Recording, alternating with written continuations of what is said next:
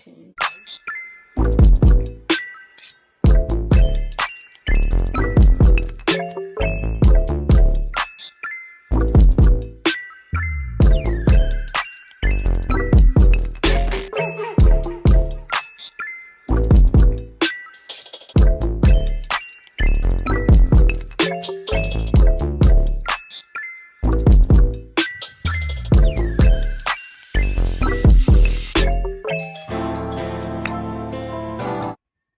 Hey you guys, welcome back to Dazzling Diamonds Boutique. Today I'm going to be showing you guys how I do my glitter and rhinestone shirts. Now this is how my setup looks. I am using Silhouette Studio because I have a Silhouette Cameo 3. Now I do have my cut settings on rhinestone template material. The force is 33, the blade depth is 10, and the speed is 10. Now, I did not show you guys how I created the actual template itself, but I did design it in Silhouette Studio. I'm going to save that for another video because I did want to try to keep this video as short as possible. But from this point, I went ahead and sent that design to the cutting machine. And as you'll see, once it gets started, it's going to actually start cutting the circles for me to be able to brush the rhinestones in. And I am using a rhinestone template material. This is just one that I got from my local vinyl store, but I highly recommend you guys using the rhinestone template material from the rhinestoneworld.com. It's called Magic Flock, and in my opinion, that's the best one to use. Now, actually cutting out the rhinestone template is actually the longest process, which is the reason why I decided to go ahead and show you guys this process first, because normally whenever I'm doing an order, I would always start cutting out the rhinestone template first, because it's going to take the machine a good 30 to 45 minutes depending on how big the design is. And yeah, so you want to go ahead and get this process started first before you start cutting out any of the glitter and stuff like that. Now, in order to weed the rhinestone template material, all you're going to do is just lift it back like you guys see me doing it here. And the majority of the time, the hose will go ahead and pop out. Sometimes you will get a few pieces that get stuck, and you just kind of got to go in there and pull those off. And this is how everything is going to look once you guys have completely weeded everything. From this point, you're going to need a chalkboard, the rhinestone template that you're going to be using, and I'm also going to be using a paintbrush that I got from Home Depot, and I'm going to be using orange SS10 rhinestones. Of course, yours can be any color that you choose, and a Rhinestone Scoop that I got from the rhinestoneworld.com. You guys will see where this comes in handy, and then a rhinestone transfer tape, and this is going to be used to actually pick up the rhinestones. You're going to lift it, and the sticky side right here is the side that you're going to place down onto the rhinestones. And I just kind of measure it out to see how big my template is, and then I cut it from there. Okay, so from this point, I'm going to go to the Heatpress. I have 2 white shirts that I'm going to be doing, and then a black shirt. Okay, so the 2 white shirts are going to say Bears Cheer Squad on the front, and then it's going to have their name, and only one of them will have the numbers and rhinestones on the back. So I start by pressing the cheer first, and then once I'm done peeling this off, I'm going to press the Bears and then the squad. If you guys are interested in seeing how I created the template, please let me know, and I can create a separate video showing you how I do that process. And just so you guys know, the reason why I do the cheer first and then the Bears and then the squad is because they are 2 different colored glitters, so I want to make sure that there's no type of overlap because I don't want the design to mess up. And I did create an offset when I created this design just to make sure that there's not any overlap. But yes, just in case you guys wanted to know, that's the reason why I have to do them separately. Now I'm going to be doing 2 shirts that's going to say the same thing on the front, and then I'll go ahead and move on to the back.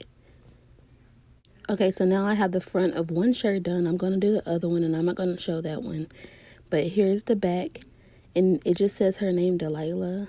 And this shirt is completely done. That's all it's going to say. So now I'm going to move on to the Cheer Mom shirt.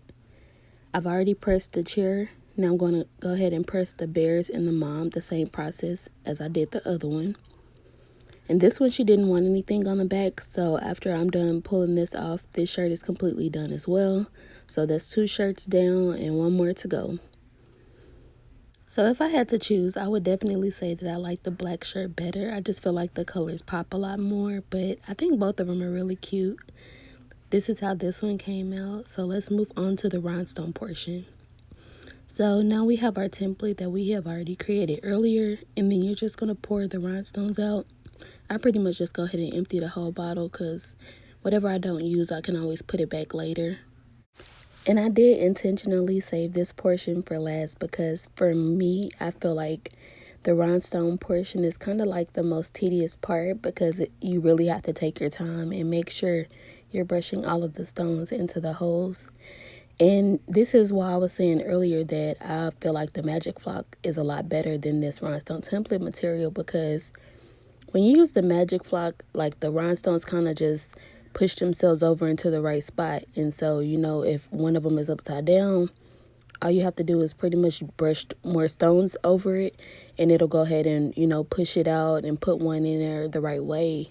But with this template material, it really doesn't do any of those things. So it kind of makes the process a little bit more difficult because a lot of these, they were upside down. And I did have to go in there and like manually adjust them and put them in there the right way. So I feel like that portion kind of took a long time. So with that being said, I am going to show just a little bit of how I go in there and manually fix the stones, but I'm not going to show like the entire process because that would just make this video entirely too long. And another thing that I don't like about this template material is that it rips so easily. It's very sticky on the back, so whenever I'm done, I do pull it up from the chalkboard and store it somewhere.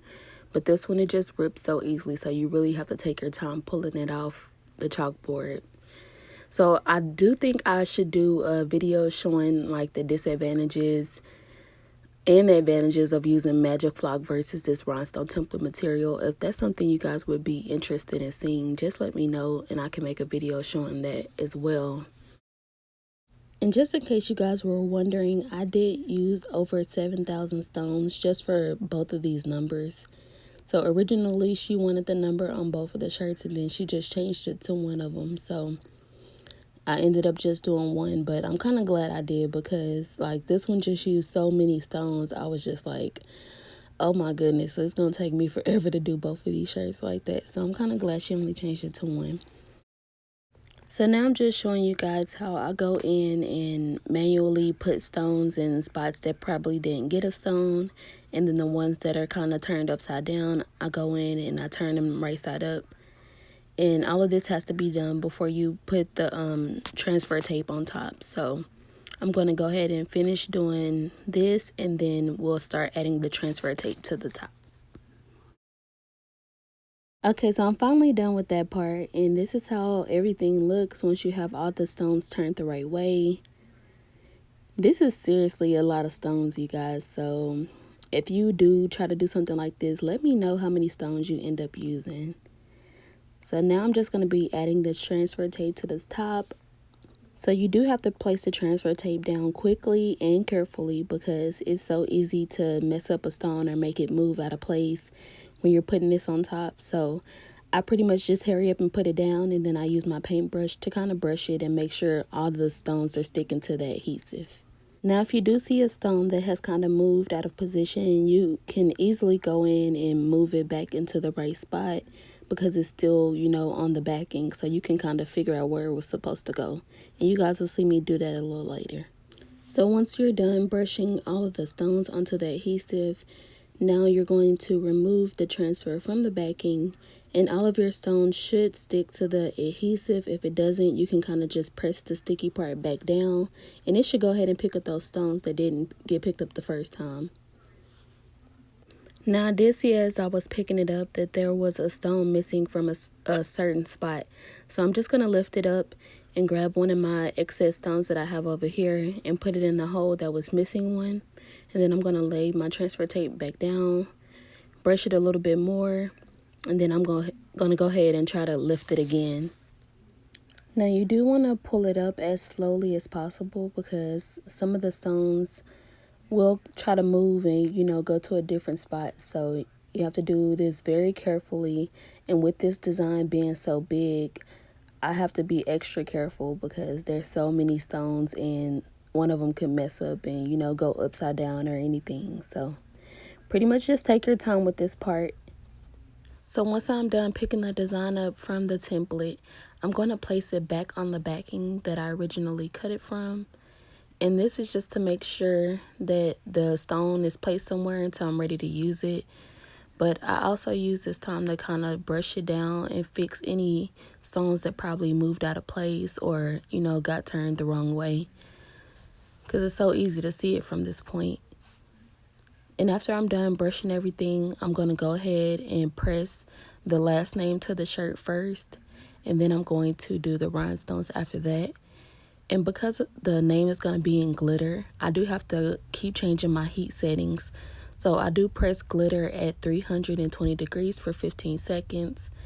And then the rhinestones are going to be placed at 335 degrees for 15 seconds.